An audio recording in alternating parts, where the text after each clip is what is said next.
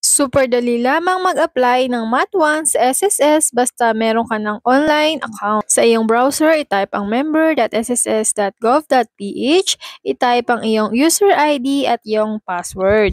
Para di mo nakakalimutan ito, pwede mong isulat sa iyong notebook. Mostly ng transaction ay dito na lamang sa online at di ka napipila sa mismong branch. Makikita mo na rin dito ang iba't ibang mga benefits at mga inquiries. Iba't ibang information, pati na rin ang contribution mo ay makikita mo na rin dito. Para sa ating maternity 1, i-click mo yung benefit at yung nasa pinakataas, i-click yung submit maternity notification. Punta tayo dito sa EDD or expected date of delivery.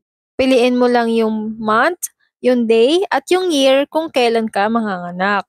Sa baba ay tatanungin ka kung yes or no kung gusto mo bang may kahati ang iyong maternity leave credits o yung makukuha mo from SSS. Kung yes, ilagay mo ang full name nung tao na yon, kung kaano-ano mo siya or yung asawa mo ba siya. Kung no, wala nang dapat pang ilagay. Ganun lamang kadali at pwede mo nang i-click yung submit. Pwede mo ring basahin yung mga reminders na nandyan sa baba. After ng submit, ay pwede ka nang pumunta sa iyong email at sasabihin nila doon na successfully na natanggap nila ang iyong maternity notification.